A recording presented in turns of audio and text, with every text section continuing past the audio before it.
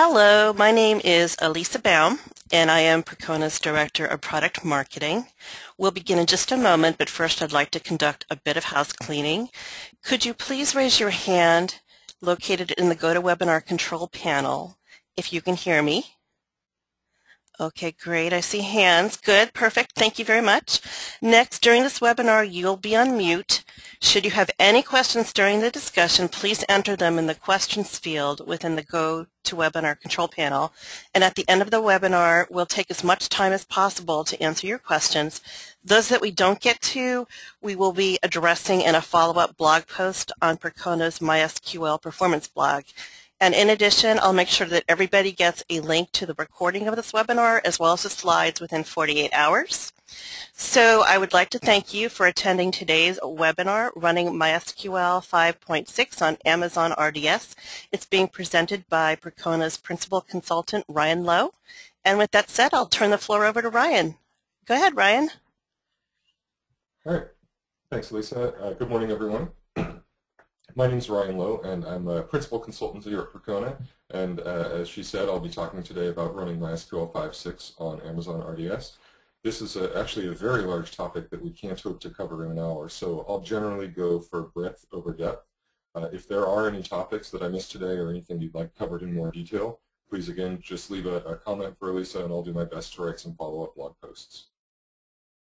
I'll also try to keep this webinar a bit short so that we have lots of time at the end for questions.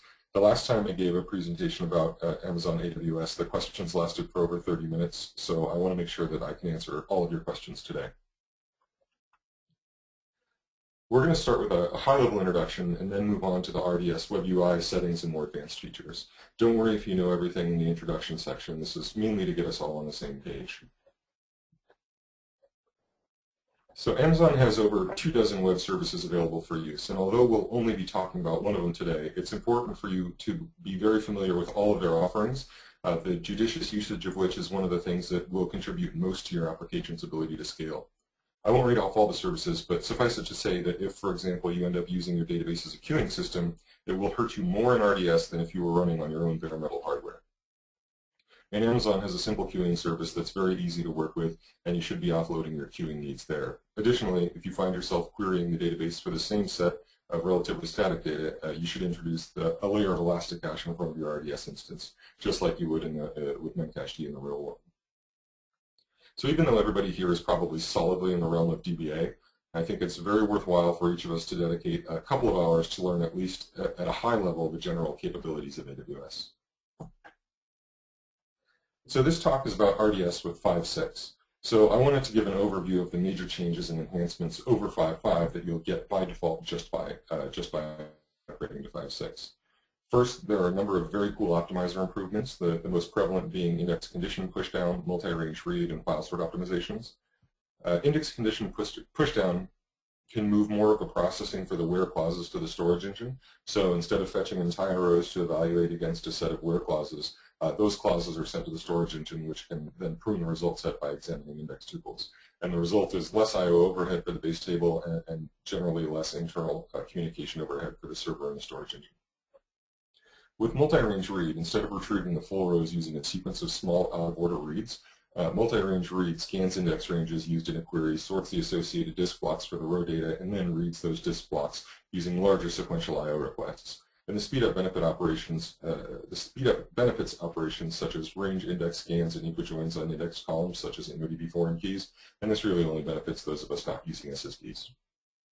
And finally, the file sort optimization is for queries that combine order by non-indexed columns and a limit clause and can speed up the sort when the contents of these rows can fit into the sort buffer. And there are some interesting benchmarks on the MySQL performance blog on this file sort optimization, which I think are worth a look. One of the big InnoDB improvements is the availability of persistent optimizer stats, which can provide improved accuracy of InnoDB index statistics and consistency across MySQL restarts. There are also lots of concurrency improvements, which are the result of split kernel mutex, multi-threaded purge, a separate flush thread, and the ability to prune the InnoDB table cache. There are also new information schema tables with lots of InnoDB metrics available. And now there's also finally an official NoSQL interface to MySQL via the Memcached protocol. So the benefit of this is that it bypasses the SQL parsing aspect of query planning. So bypassing this became somewhat popular when Handler Socket became widely available a few years ago. I did a lot of presentations and a lot of benchmarks with Handler Socket, but it didn't take off as much as I thought it would. And perhaps one of the contributing factors was that it wasn't something that was easy to include, that was included by default or easy to enable. So we'll see over time how popular the memcached interface is. There are also scalability improvements outside of InnoDB, such as explicit partition selection when using partition tables and import-export for partition tables, which can help quickly bring a new data set into a partition table.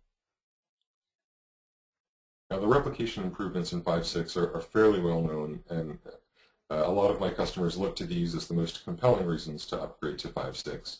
They include optimized row-based replication, multi-threaded slaves, replication checksums, crash-safe slaves, time-delayed replication, remote bin log access, and lots of other general improvements. And 5.6 replication is a deep topic by itself. There are a lot of presentations and blogs on the topic, and I encourage you to check them out. And finally, there are many instrumentation and diagnostic improvements via the performance schema. Percona CEO Peter Zaitsev gave a great webinar on the performance schema in 5.6 a while back, and it's certainly worth an hour of your time. But my 10-second review is that while it can be very, very expensive to fully enable, it's certainly worth doing in a non-production environment so that you can get a much better idea of what the system in question is doing. So the previous slide was some of the most interesting stuff in 5.6 from my personal perspective. But Amazon wrote a blog post highlighting what they viewed as the most impressive 5.6 features. And there is indeed some overlap, but it's interesting to derive what their customers may have been complaining the most about. Crash-safe re-replicas is the first thing that they mention. Then InnoDB integration with memcached and binary log access. And the binary log access is actually one of the most popular things in 5.6 because it allows savvy DBAs to perform a number of cool tricks not otherwise possible. Next is online schema changes, and this is a personal pet peeve of mine because no version of MySQL offers fully online schema changes. 5.6 offers more online alters than previous versions, but it's still not up to par with other relational database management systems like Postgres. And finally, they mention the ability to have full-text indexes in InnoDB. This functionality was previously only available on my ISIM tables, so it is an important improvement, but my general philosophy is that if you want full-text search, you should use a dedicated product like Sphinx, Lucene, or Solar. In fact, AWS offers a full-text search product, so if you find yourself using InnoDB full-text indexes, you should look into it. One of my coworkers did a series of blog posts about full-text indexes in InnoDB versus my ISIM. It's worth a look. Okay, so we've completed the introduction overview section, and this next section is an overview of the RDS dashboard and then a walkthrough of the web UI, where I'll be going through the process of provisioning a new RDS instance. There are quite a few screenshots here, but I'll try to do a deep dive in all of the interesting places. So if you have any questions on what I've said so far, you can just leave it in the chat window, and I'll try to address them at the end. When you log into the RDS dashboard, there are a number of actions that can be taken. Here's a screenshot of the left-hand navigation bar. First is the database option. This is where you can view an instance or create a new one. Next is instances, where you can see an overview of your running instances. And generally, the web UI here is only useful if you have a small number of instances. Once you start getting above several dozen, you really want to familiarize yourself with the command line interface so you can programmatically get instances and their metadata. And you can do just about anything via the command line that you can do via the web UI, except it's more powerful because you can script and automate around it. After that is the option where you can set up reserved purchases. And I won't be talking about this at all today after this, so I'll give a quick overview here. Reserved purchases allows you to pay in advance for instances, which can save you a substantial amount of money over the long term. And there are 3 different ways to reserve instances. And it's all based on the utilization that you expect. So there's light utilization, medium, and heavy utilization. So light utilization offers the lowest upfront payment of all the reserved instance types. And along with this upfront payment, you'll receive a discounted hourly usage fee. So this is ideal for instances with sporadic usage, like development and test instances that run about 7 to maybe 10 or 12 hours a day. And these can be used also for short-term projects, that run for maybe 3 to 7 months a year. And you can save around 51% for a 1-year term and 63% for a 3-year term, according to the documentation. So it's certainly worth a look. Medium utilization, though, has a higher upfront payment but much lower hourly usage fees. It's best suited for workloads that run most of the time but have some variability, and you can save 57% for 1 year or 71% for 3 year. Now, heavy utilization offers the most absolute savings, and it's what they target for your steady state production workloads, so things that will always be running. So with this, you pay a higher upfront payment and the lowest hourly usage fee. The main difference here is that you're charged this hourly rate for every hour in the term that you purchased, whereas with light and medium utilization, you can turn off instances and you don't get charged when they're unused. So using heavy utilization, you can save 61% for 1 year and 76% for 3 year. And all of my personal blogs and whatnot that run in Amazon, I try to use the heavy utilization instances because I can save a substantial amount of money. So suffice it to say that there are ways to save money over the basic pricing plans. And Amazon pricing isn't super complicated, but things can get very expensive very quickly if you don't take the time to understand your usage patterns. Next is the snapshot dashboard, where you can view and manage snapshots that have been taken either manually or programmatically. And from this interface, you can create, store, copy, or delete a snapshot. And I'll be talking about security groups, parameter groups, and option groups later today, so I won't go into them now. But a DB subnet group next, it's a collection of subnets that you can create for a VPC and that you can designate for your database instances. And a subnet group allows you to specify a particular VPC when you create a DB instance, and this just makes automation a bit simpler. I'll touch on VPC later, but won't go into any real depth. And finally, events and event subscriptions are where all notifications from your RDS instances go. You can subscribe to instance events, security group events, snapshot events, and parameter group events. And these are fairly self-explanatory, so I won't be talking about these anymore today. The first choice you need to make when spinning up a new instance is choosing which database to use. It is interesting to note that there are 3 different Oracle options, 4 SQL Server options, but only 1 MySQL option, and I'm not sure why this is. It might be licensing, who knows. But note that because the only MySQL edition offered is the Community Edition, we can't get the commercial extensions that are available in the Enterprise Edition, such as Thread Pool or Authentication for Windows or PAN. The second choice when provisioning an instance is absolutely perfect in my mind. Some people look at this as a typical Amazon upsell, but I really like the fact that they highlight the reference HA architecture right at the beginning. And their production use, they recommend that you use provisioned IOPS and multi-AZ deployment. And we'll talk about both of those things in detail later. The reference HA architecture offers 99.95% monthly uptime. So what is that? 99.95% uptime is roughly 21.5 minutes of potential downtime per month. I know some of you are laughing because your laptops have more uptime than this. And for some people, this might be an absolute deal breaker. For others, it might not be so bad. But of course, wait, there's more. There is a mandatory weekly 30-minute maintenance window where MySQL upgrades happen or the underlying network and system may be upgraded by Amazon. So in reality, Amazon offers a 99.65% uptime, and even this is subject to some caveats. So be sure and always do the math yourself and always read the fine print. So this is the first main screen where you start actually describing your target instance. We've selected MySQL as the database, and then there's a drop-down for the license model. And only the GPL is available as a selection, so I'm not sure why it's here, except perhaps to confirm that the customer is aware that MySQL is GPL. Next, you can choose the version. The only current version for 5.6 is 5.6.12, but if you need to, you can select 5.1 or 5.5 versions. Much of today's presentation is relevant to those versions, but of course some is not. Next is where we choose our instance class, and there are 8 options. I believe these correspond exactly to the type of classes available for standard EC2 instances. It's important to know that all of the details about each of the options, because what you choose here affects subsequent options, performance characteristics, and pricing. So I talked a little bit earlier about instance pricing with reserved instances, but here's the official on-demand instance pricing for US East, Northern Virginia. And you should be aware that pricing does change per region. And these hourly prices look very compelling, right? But you should know what these numbers will add up to at the end of the year. And price ranges from less than 500 a year to more than 33,000. For a bit of a reference point, I also put the price for a well-loaded Dell R910 database server with half a terabyte of RAM, and that costs you roughly half of what running the largest instance for a year would cost you. And again, there are ways to get these costs down.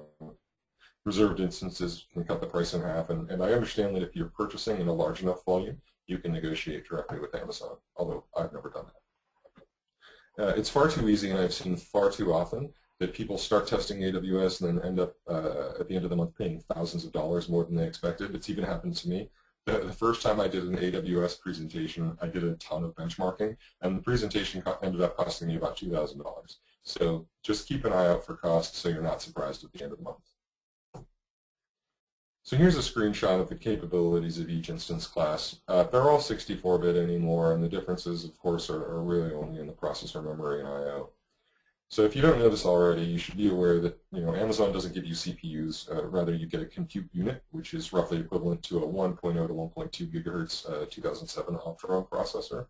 Of course, it does this because there are many classes of hardware powering your instances, and there's no other real way to provide equality. So in reality, with databases, we often want faster CPUs rather than more of them, especially with MySQL, because not everything is easily parallelized among multiple CPUs. Each individual query, for example, is single-threaded, so it won't benefit from more CPUs nearly as much as it would by having a single faster CPU or compute unit in this case. Looking at RAM, only the high memory and quadruple XL instances seem to be database class machines to me. It's rare anymore that I see dedicated MySQL boxes with less than 32 gigs of RAM. I mean, let's be honest, I'm pretty sure the machine that houses our corporate blog has better specs than any of these. And in my mind, there are three factors that might be driving this. First is RDS was often viewed as a place to test and prototype, so smaller instances were fine for this. Second is Amazon has a general philosophy of scale out. So they may want to encourage users to scale out to more RDS instances and sharding rather than scaling up. And third, it's possible that the majority of their hardware won't support any more than this, and they're waiting for an infrastructure upgrade before rolling out some bigger options. Of course, this is all speculation, but I'm going to go through each instance class really quick and let you know my thoughts. So micro instances with 630 megs of memory are not useful for anything, not even testing for me. Same goes for small instances. Medium instances have about almost 4 gigs of memory. They tend to be my go-to instance size for functional testing and proof of concept testing. They're too small to do any performance work on and certainly won't house any sort of production data set. Large instances are where we really start getting into machines that are viable for production work. With only 8 gigs of RAM and 4 ECUs, it really isn't appropriate for anything but the most basic of workloads. But it can come in handy if you have built a system on top of services. Something like this can be used for a relatively small service with not a lot of data, and it really can excel at this kind of workload.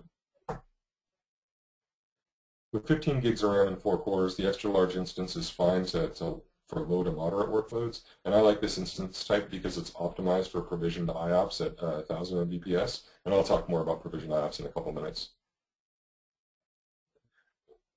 I don't particularly like the high memory XL instance type because it's not optimized for provisioned IOPS, and without provisioned IOPS, RDS becomes much less useful to me as a service because, especially with the relatively low memory available, the I/O subsystem is most often the slowest component and most often the bottleneck. High memory double XL machines with 34 gigs of RAM, 13 ECUs, this can be appropriate for a lot of workloads, but because the ECUs present as 4 cores, the system won't handle a great deal of concurrency. And by far, my favorite available RDS instance class is the high memory quadruple XL. The problem is it's very, very pricey. Most of my customers have eventually chosen this type because even though it's much pricier than the rest, paying money is easier than investing the engineering resources to build a proper sharding strategy. And one thing that you should be aware of is you can always migrate from a lesser instance class to a more powerful instance class. So what a lot of my customers have done is, started a large and then as they needed, upgraded to extra large and 2XL, 4XL. but you can never go in the reverse. You can't downgrade from a 4XL to a 2XL, so that's important to know. So back to the instance details page. We've covered the instance classes, and the next option is whether or not you want a multi-availability zone deployment. You'll recall from the first page that this is the recommended production setup. It defaults to yes, but it's fine to disable if you so choose for testing and whatnot. But before we go into the details of a multi-AZ setup, we need to make sure everybody understands the concept of regions and availability zones. So Amazon is hosted in multiple locations worldwide, and the two main terms for this vocabulary are regions and availability zone. Each region is a separate geographic area, and each region has multiple isolated locations known as availability zones. Each region is designed to be completely isolated from the other Amazon regions, and this achieves the greatest possible fault tolerance and stability. Amazon provides multiple regions, so you can launch instances in locations that meet your requirements. For example, you might want to launch instances in Europe to be closer to your European customers or to meet their legal requirements. Now, all communication between regions is across the public internet, so you should use your appropriate encryption methods to protect your data based on your business needs. And data transfer between regions is charged at the internet data transfer rate for both the sending and the receiving end. Now, when you launch an instance, you can select an availability zone or let Amazon choose one for you. If you distribute your instances across multiple availability zones and one instance fails, you can design your application such that so that an instance in another availability zone can handle requests. You can also use elastic IP addresses to mask the failure of an instance in one availability zone by rapidly remapping the address to an instance in another. To ensure that resources are distributed across the availability zones for a region, Amazon independently maps zones to identifiers for each account. For example, your zone, US East 1A, might not be the same location as US East 1A for another account. And note that there is no way for you to coordinate availability zones between accounts. So as availability zones grow over time, the ability to expand them can become constrained. And if this happens, Amazon may restrict you from launching an instance in a constrained zone unless you already have an instance there. Eventually, they can remove the constrained zone from the list of zones available for new customers, so your account might have a different number of availability zones in a region than another account. So it is pretty straightforward, but there are some caveats. And there are 7 regions divided among North and South America, Europe, and APAC. So use your judgment in choosing the most appropriate region for your application, and keep in mind that price, performance, and availability can all differ per region. Also, one of the things that a lot of people don't consider is that these regions and availability zones were not all built at the same time. So you can look at the history of when the regions and availability zones came online and sort of infer that the more recent ones have a newer class of hardware as a general rule. So when you provision a multi-AZ instance, Amazon automatically creates a primary instance and synchronously replicates the data to a standby instance in a different zone within the region. And as mentioned before, each zone runs its own physically distinct independent infrastructure, and it's engineered to be highly reliable. So in the case of an infrastructure failure like hardware, storage, network, RDS performs an automatic failover to the standby, so you can resume the database operations as soon as the failover is complete. And since the endpoint for your instance remains the same after a failover, your application can resume database operation without the need for manual intervention. And I took this image from the AWS blog, and I think it does a great job at showing exactly what a multi-AZ deployment looks like. It's important to note that the data replication from primary to standby is not done via MySQL replication, but rather block-level replication on the storage side. And there are a number of important benefits to running on a multi-AZ deployment. Of course, first is enhanced durability. Multi-AZ deployments use synchronous physical replication, keeping data on the standby up to date with the primary, and this safeguards your data in the event of a PB instance failure or loss of a complete availability zone. For example, if a storage volume on your primary fails, RDS automatically initiates a failover to the up-to-date standby for multi-AZ deployments. Now, for single AZ deployments, if you select no for the multi-AZ, then you, the end user, need to initiate a point-in-time restore operation, and this operation can take several hours to complete, in addition to losing any updates that happened after the last restorable time, which is usually about 5 minutes. Second, of course, there's increased availability. You benefit from enhanced database availability when running multi-AZ deployments. If your zone fails or instance fails, your availability impact is limited to the time automatic failover takes to complete, and that's usually between 3 and 6 minutes. The availability benefits of multi-AZ deployments also extend to planned maintenance and backups.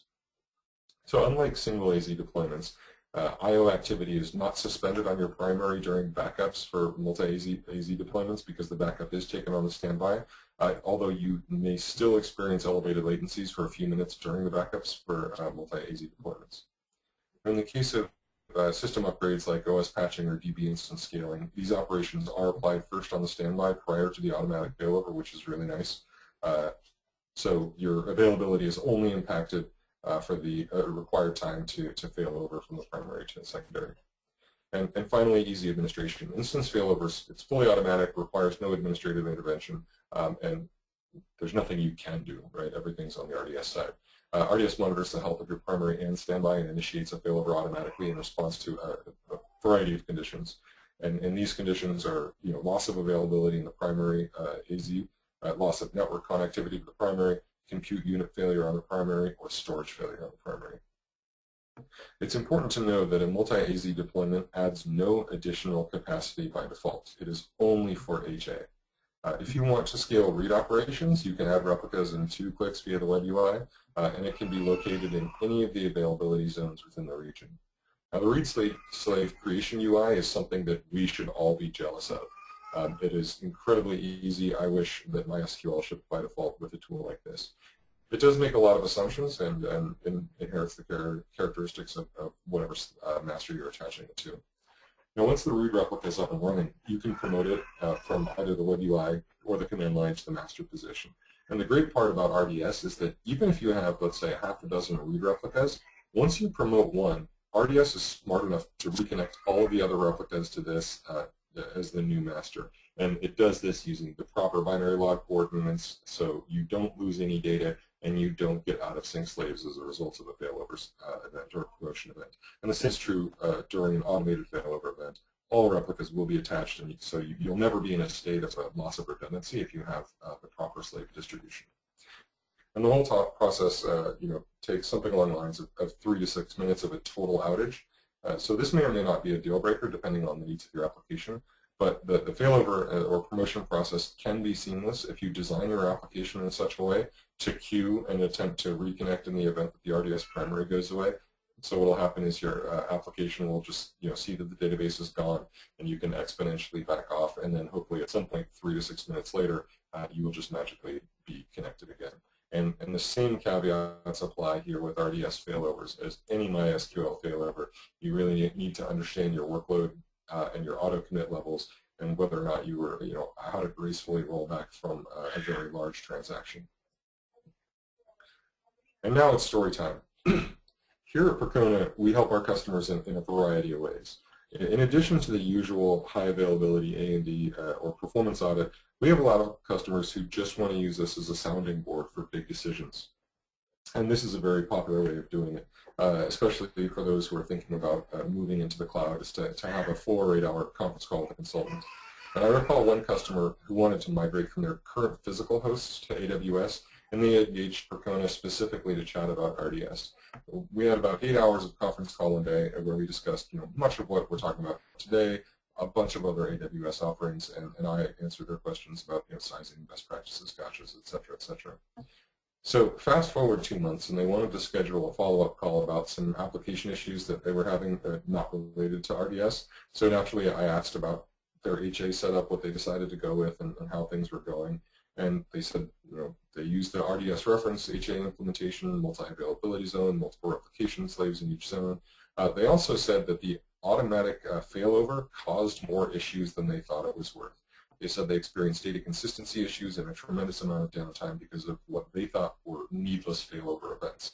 So, the moral of the story is to always do your homework and test your application very, very thoroughly, especially in failure scenarios. I personally haven't seen the sort of gratuitous failover that they described or data inconsistency issues, but it's certainly anecdotal evidence points to being very, very cautious. So back to the RDS instance details page. The next option is whether or not you want auto minor version upgrades. It's pretty self-explanatory. If you enable this, then during your weekly scheduled maintenance window, Amazon will automatically upgrade for you. And whether you choose to do this or not is largely a decision based on how tolerant to risk your organization is. Now, a minor version upgrade is supposed to be, just bug fixes. It won't introduce any SQL changes or optimizer changes, but you never know. New bugs occur, so it's all depending on how risk tolerant you are or how risk averse you are. After that, we start getting into the interesting part of provisioning the instance, and that's storage. For the allocated storage option, obviously choose however much space you think you're going to need, but it is trivial to increase the storage allocation even after the instance is running. It is impossible, though, to reduce the amount of allocated storage for an instance. Truthfully, though, a lot of my customers end up over-allocating for storage because they want to use provisioned IOPS, and Amazon only allows you to use IOPS to gig ratios between 3 and 10. So if you want to have, for example, 1,000 IOPS, you have to provision at least 100 gigs of storage. Next, you need to choose whether or not you want to use provisioned IOPS. So IOPS, for those that don't know, are I/O operations per second that can be performed on the I/O subsystem. Since disks are generally the slowest piece in any system, increasing the available IOPS can boost your performance considerably. All customers of mine that I'm aware of are using provisioned IOPS in production, and I recommend that everybody else does as well.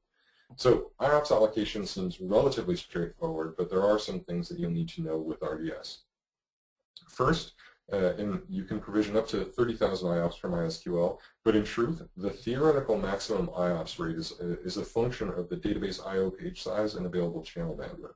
So MySQL, of course, uses a page size of 16 KB. So in a DB instance with a full duplex I/O channel bandwidth of 1,000 megabits a second, the maximum IOPS for page I/O is about 6,250 IOPS in each direction. So a workload consisting of 50% reads and 50% writes could theoretically reach 12,500 IOPS. If traffic on one of the channels reaches capacity, available IOPS on the other channel can't be reallocated. So the result is that attainable IOPS will be almost always less than the provisional IOPS rate. And earlier in the presentation, we talked about instance classes. Some have network bandwidth of 500 megabits a second, some 1,000. Obviously, the amount of IOPS that your RDS instance can realize can be limited by the instance class that you chose. And to help you verify that you are making the best use of your provisioned IOPS, Amazon added a CloudWatch metric called disk queue depth, and this is basically verbatim from the documentation. If your application is maintaining an approximate queue depth of 5 outstanding IOPS per 1,000 IOPS that you provision, you can assume that you're consuming the capacity that you've provisioned, and you may want to consider increasing. For example, if you've provisioned 10,000 IOPS, you should have a minimum of 50 outstanding IOPS in order to use the capacity you provisioned. Using provisioned IOPS storage increases the number of I/O requests the system is capable of processing concurrently. So increasing concurrency allows for decreased latency, since I/O requests will spend less time in a queue, and decreased latency allows for faster database commit, which improves response time and allows for higher database throughput. So for example, consider a heavily loaded database provisioned for, let's say, 10,000 IOPS that runs consistently at the channel limit of 105 megabits throughput for reads. So the workload isn't perfectly balanced, so there's some unused write channel bandwidth. The instance would consume less than 10,000 IOPS, but would still benefit from increasing capacity to 20,000 provisioned IOPS.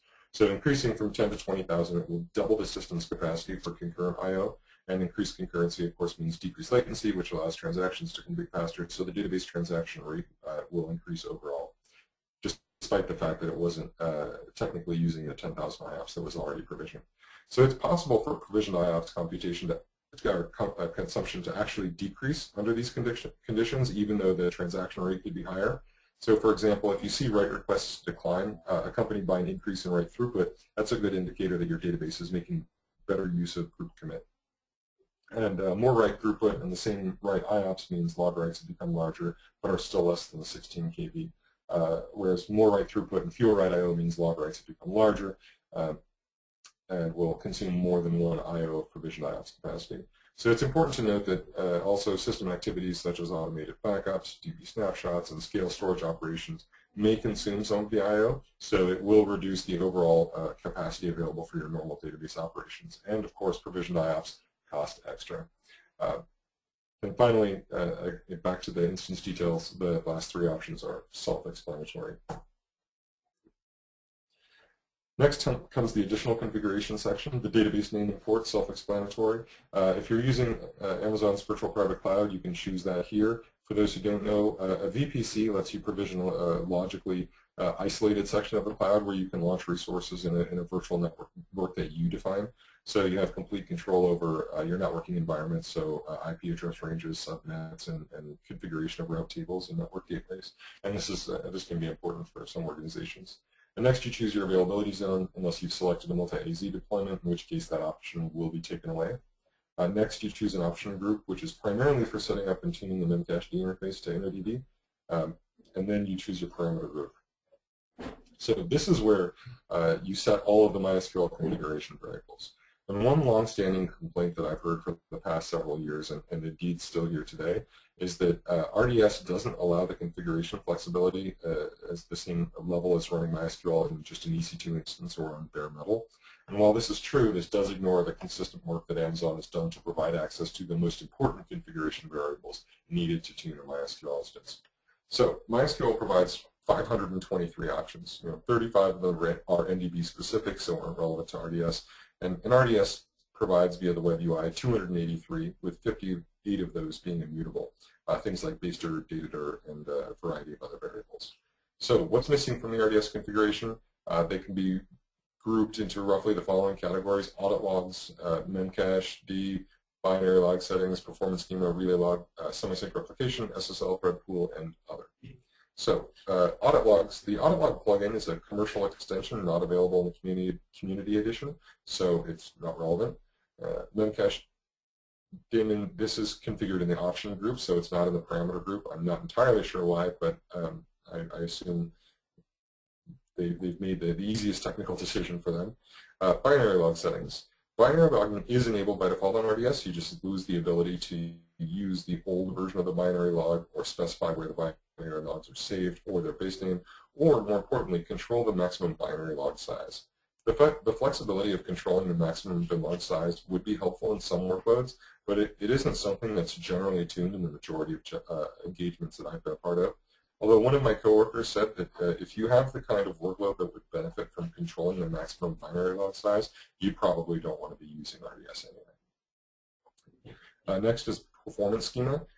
These configuration parameters aren't available via the web UI. It's a bit of a misnomer. It's still possible to enable, disable the performance schema, and then control the collection via SQL as usual. And relay log settings, like the binary log settings, there's not much that we want to do to tune with them. Just standard settings are appropriate for most workloads. Semi-sync replication. RDS has, of course, the proprietary failover solution and block level replication, so it's not surprising that this functionality is not provided by default, but certainly it's something that could be useful for a small cross-section of workloads. Next is SSL. For companies with strict security needs, the lack of SSL may be a deal breaker for using RDS, but depending on the security policies in place, can be worked around by using Amazon's VPC with SSL. For many companies, though, this probably doesn't play a role in the decision process. I find it hard to believe that with Amazon's resources, providing this is an insurmountable technical challenge, so maybe we'll see this becoming available in future RDS releases. Finally, thread pool. The thread pool plugin is, again, a commercial extension only available in the Enterprise Edition, so it's not relevant to RDS. There are, however, solutions in both Percona Server and MariaDB that Amazon may choose to port in the future. So bottom line, Amazon still has a ways to go to be fully compatible with configuration variables, but by and large, the important ones are available to customers with minor things, with minor exceptions such as InnoDB log file size. Back to the configuration. The security group is basically where you configure which hosts can connect to your RDS instance. If you have a large set of applications or a service-oriented architecture, it's probably worth your time to set up VPC and security groups so that you can somewhat automate RDS instance scaling. So we've covered just about everything you need to know from a practical perspective. We're going to wrap up with a couple of notes on post-launch activities and some tips and tricks. So external replication is perhaps the hottest topic for RDS for a lot of my customers. Until 5.6, you could not set up a replication slave that wasn't RDS from an RDS master. Now, though, it's trivial. It's actually just like setting up any normal slave in a standard MySQL setup. The major caveat being that it's currently unknown how RDS allocates server IDs, so you have to be really careful about making sure you don't have a collision. And customers love to use the cloud as a DR site, but unfortunately it still isn't possible to replicate into RDS unless you use some third-party technology like Tungsten or roll your own using binary logs or something like that. And I have to note that even though it's possible, this is generally not a good idea. So there are a number of surprises and gotchas that you need to be aware of when working with RDS. First is there's no way to upgrade an existing instance from 5.5 to 5.6. You have to do it the old-fashioned way and use MySQL dump and then restore to a new RDS instance, which implies potentially a lot of downtime. I do understand that this feature is on the roadmap, but I have no idea if or when it will become a reality. So if you're new to RDS, just choose 5.6. If you're an existing RDS user, I would strongly consider waiting to see if this functionality becomes available before you upgrade, unless 5.6 has some other compelling feature for you. Now, we talked about multi-AZ support, but there's no native multi-region support. If you want geographical redundancy in your application, you have to do it yourself from within your app. Now, one of the great promises of the cloud is the ability to automatically provision instances on demand as a result of load. However, there's no auto-scaling support for RDS. Additionally, it can take a very long time to spin up a new instance. I have to believe that Amazon is actively working on this problem, but I have no idea if or when it will become a reality. And I mentioned Chaos Monkey here because I think that it's one of the greatest open source projects with respect to AWS.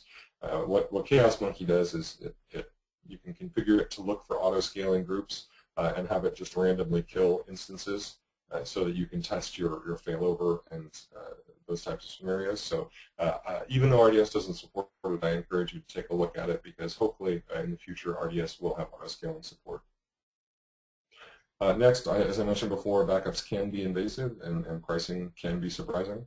I haven't talked at all today about monitoring because RDS monitoring capabilities are, let's just say they're lacking.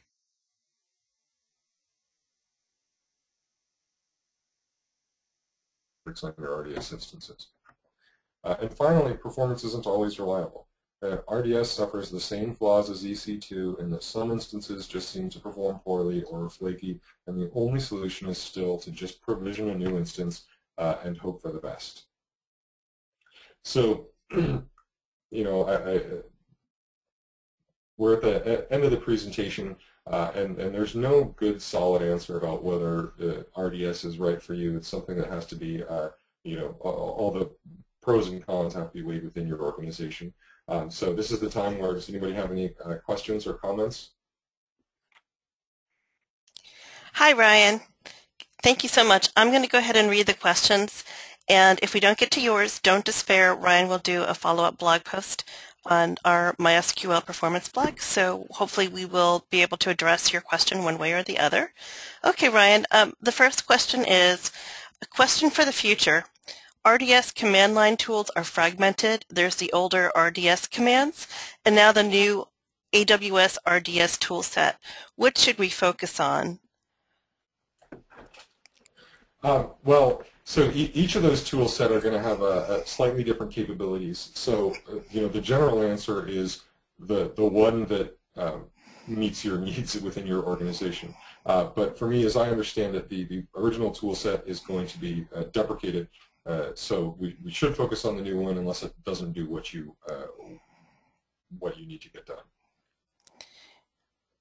Okay. Next question. Can you go more into the 5.6 InnoDB full text search versus Amazon search offering? What was that cloud search you mentioned? Are they comparable functionality? So comparing the two is really like comparing apples and oranges. So the Amazon, actually maybe this makes for a good blog post. Well, yeah, I'll blog in more detail later, but they're not the same thing, right? So MyISAM has always had full text indexing, but nobody likes to use MyISAM, so they said, okay, we're going to port it to InnoDB. So basically, InnoDB full text is just a ported version of my ISM, which with a number of a number of improvements. But the Amazon offering, and any full text offering, full text search offering, is going to have more functionality for searching. So within ODB, I don't believe you can do word stemming, whereas with these other search products, you can do word stemming. So you can search for contribute and also get contributing in your search results, and they're a lot more configurable, and you can just generally expect actually better performance and more accurate result sets from full text search products. So Elisa, right, can you send me an email after this, and I will make sure to try to cover that in a blog post and just provide some examples on like search results and configuration and features and functionality. Absolutely. Okay. So the next question is, why are you not a fan of M2.2XL? So M2.2XL is not optimized for provisioned IOPS. So, in any database system, if I had to guess what your problem is, it's probably going to be that your disk is slow, because disk is still the slowest component in any computer system, right? So for me, when you go into RDS or the cloud, if you don't use provisioned IOPS, you get the default IO subsystem, which is actually very slow. I think Vadim did some benchmarking just on regular EC2 instances a number of years ago, and found that of course they don't have the kind of IOPS that we need. So specifically with RDS, it's not like I can get a high memory instance with a ½ terabyte of RAM and allocate that to my NODB buffer pool, which would then, of course, result in very low I/O activity, at least on the read side, because everything would be coming from the NODB buffer pool. So you're in a situation with RDS where you're almost guaranteed to have higher I/O activity than you would with a standalone box, because you can buy a bigger, faster, better standalone box than RDS offers. So you need to have more parallelism and lower latency, right? And provisioning additional IOPS gives that for you. So I suppose it's all relative, right? I like that instance less because it's not optimized for provisioned IOPS, and provisioned IOPS are so important to me and so important to any database system. Okay. Next question is, RDS standby is different than read replica. Is that correct? And do we have access to the RDS standby like we do with a read replica? So it is different, right? With the multi-AZ deployment, which I assume that this question is, you get a master, excuse me, a primary and a standby. So the standby you have no access to. You are aware it's there because it shows up in your dashboard, but there's nothing that you can do for it, right? Think of it, it's just block level replication. Think of it as if you're running, DRBD, except it's much more complicated and much larger. So you can't do anything to it. It's there only for HA, and the read replicas you can do, you log in and promote manually, things like that, but you can't do that with the standby. You have no access to it. It's just for HA. Okay. What is the best way to migrate existing data on MySQL instance in EC2 into RDS? From EC2 into RDS. So this is it's a little complicated and a long answer. It really depends on your workload, your availability needs, and sort of how much money you lose per minute of being down. Like Amazon, had that outage last week, and what was it, $11,000 a minute that they lost.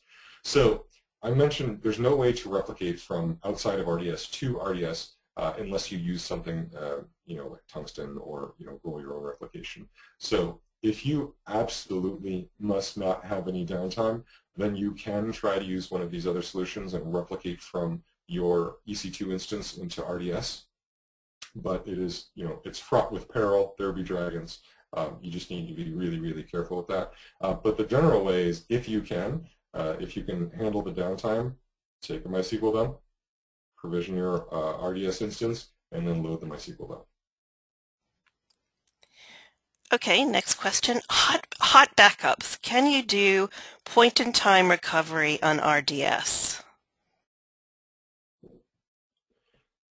Can you do point-in-time recovery on RDS? So, well, there's two things. One is you configure your backups, and you keep them for a day. And so there's some 5-minute window of data that you may lose from the last restorable backup. If you're using multi-AZ deployment, then you have obviously different options because you have a synchronous replica in a different availability zone.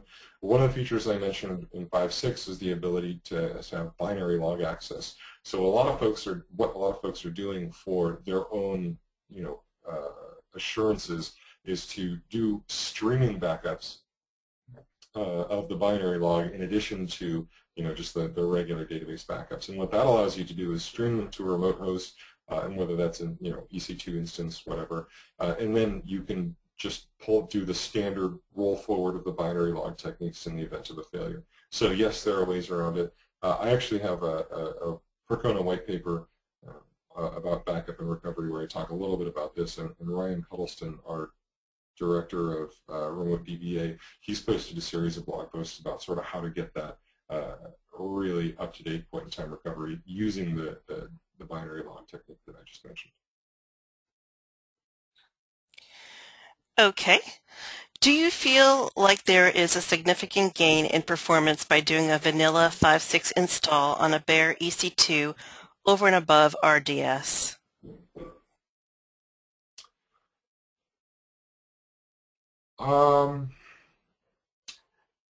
Again, I say this is something that might be workload specific, and let me give you examples. So I mentioned, and I keep coming back to this in all of my RDS or AWS presentations, is you can't provision the InnoDB log file size, right?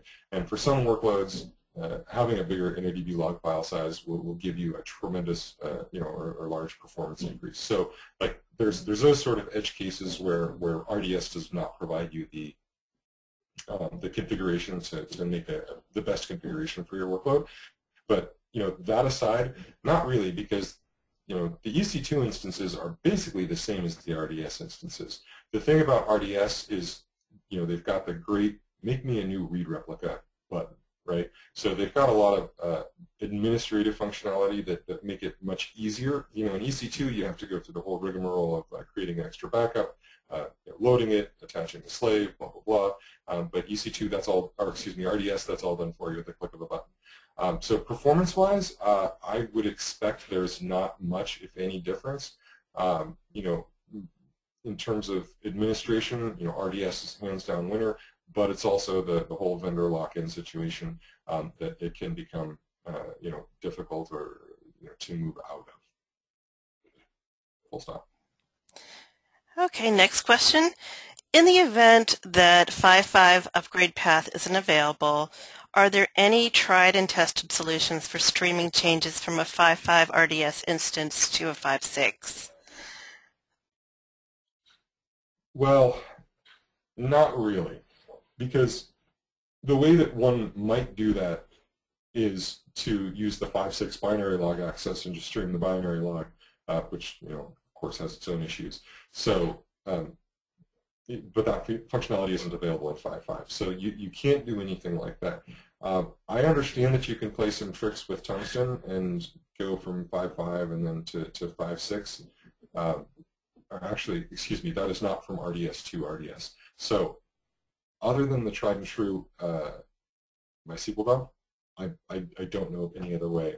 But it's such an important thing, and we mentioned to a couple of customers that we're doing this webinar, and the one thing that they all had questions about and wanted me to cover was that particular topic. But that doesn't exist right now, right? It's so important to so many customers, though, and Amazon has a large user base of RDS 5.5. I have to believe that they're going to provide a path forward, because otherwise there's no compelling reason for these folks to stick with RDS when they can just use their own 5.6, which is going to have bigger, faster, better functionality. Okay, next question. With RDS, I'd like to see which accounts are logging into schemas along with the initial schema being used. Is there a way to do that?